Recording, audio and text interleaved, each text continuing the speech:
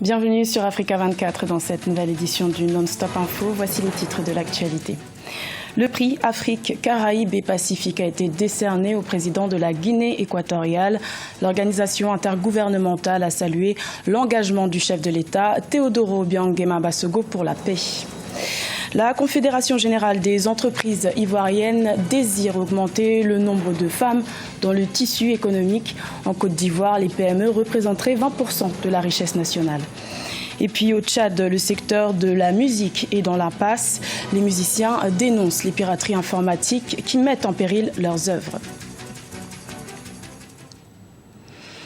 Mais tout d'abord, en Éthiopie, le gouvernement a décrété ce dimanche 9 octobre l'état d'urgence pour une durée de 6 mois. Ce dispositif sécuritaire intervient après plusieurs mois de violents troubles dans le pays. Notons que l'Éthiopie est en proie à un mouvement de contestation anti-gouvernementale sans précédent depuis 25 ans, mené par les communautés Oromo et Amara qui s'estiment marginalisées par le gouvernement.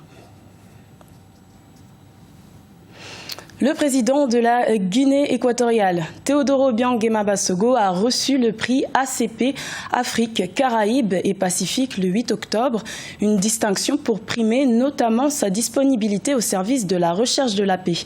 Reportage de Léopoldo Enemembaswe, commenté par Oumou Kalsumba. Le président Teodoro Obiang Nguema Basogo, lauréat du prix ACP de l'Organisation des pays de l'Afrique, Caraïbes et Pacifique, le chef de l'État équato-guinéen, reçoit le prix sur la base de certains facteurs, notamment son implication dans la recherche de la paix, la stabilité et le développement des pays du groupe ACP et pour son excellente organisation du 7e sommet des chefs d'État et des gouvernements de l'Afrique, Caraïbes et Pacifique tenu à Malabo en décembre 2012. Nous décernons ce prix en reconnaissance au président Teodoro Obiang Nguema pour son soutien constant aux pays en difficulté. Les 79 pays membres de notre organisation souhaitent exprimer notre profonde gratitude pour le service rendu aux nombreuses familles dans le besoin et votre engagement à promouvoir le progrès, l'unité et la solidarité du groupe ACP.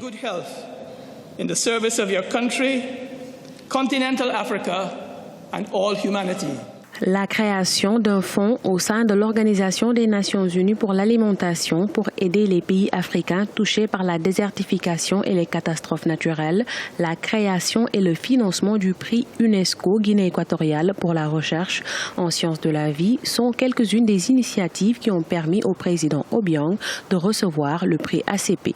Los países ACP son los más afectados de este mundo globalizado de desafíos que nos alienta a renovar. Les pays de l'ACP sont les plus touchés dans le monde par des problèmes socio-économiques. C'est la raison qui nous pousse à renouveler notre engagement à travailler ensemble pour une coopération sud-sud plus forte. La Guinée équatoriale accepte cette distinction et nous sommes profondément reconnaissants pour ce geste qui honore notre pays. Y promueve los principios de la política internacional. Créé en 1975 pour garantir une coopération sud-sud plus forte, le groupe ACP compte aujourd'hui 79 pays qui luttent pour un développement durable de leur État. Et la Guinée équatoriale célébrera une autre cérémonie ce lundi 10 octobre à Paris, en France, celle de la remise du prix international UNESCO Guinée équatoriale pour la recherche en sciences de la vie, une consécration pour les chercheurs de renommée internationale. Les lauréats seront récompensés pour leur rôle dans le développement des sciences de la vie. Et sachez qu'Africa 24 vous fera vivre en direct du siège de l'UNESCO à Paris cette cérémonie du prix international UNESCO Guinée équatoriale à partir de 16h30 GMT. Valoriser le leadership de la femme dans le monde des affaires, c'était l'enjeu des journées de l'entrepreneuriat féminin les 6 et 7 octobre en Côte d'Ivoire. Un enjeu considérable puisque les PME représenteraient 98% de l'économie formelle ivoirienne. Reportage d'Olivier Conan, commenté par Deogracias Podo.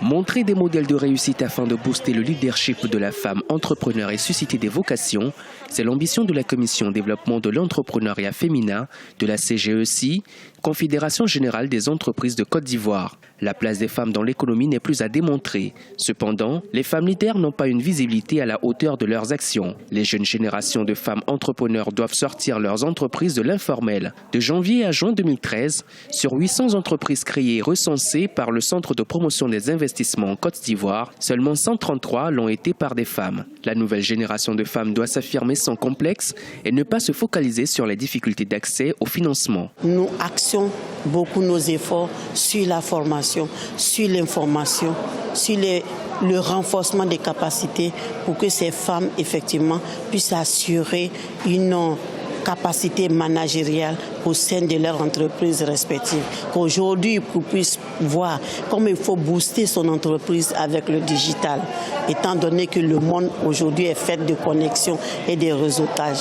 Les femmes entrepreneurs sont encouragées à bien maîtriser leurs projets et les marchés à investir.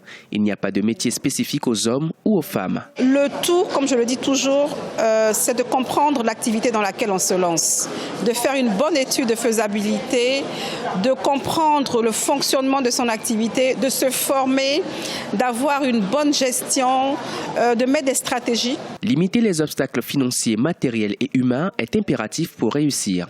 À ce niveau, le choix du secteur d'activité est primordial. C'est plus simple d'avoir une activité de service qu'une activité de produit. Parce que l'activité de produit, il faut d'abord acheter le produit, je redis encore une deuxième fois, donc besoin d'argent, et ensuite le revendre avant d'avoir des gains. Alors que les activités de service, c'est, on va dire, on vend au fait de notre intelligence. La Commission développement de l'entrepreneuriat féminin de la CGEC va créer un centre d'incubation en partenariat avec ONU Femmes afin de disposer d'un vivier de femmes entrepreneurs.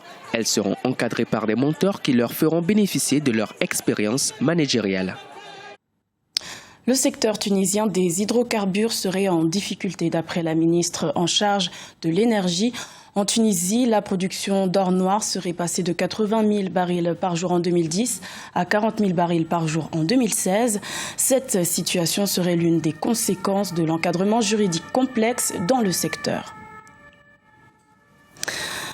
L'industrie musicale connaît des difficultés au Tchad. Le manque de moyens techniques et financiers entrave le développement de ce secteur culturel. Explication de ce reportage de Mamat Ramadan, commenté par Oumou Kalsouma.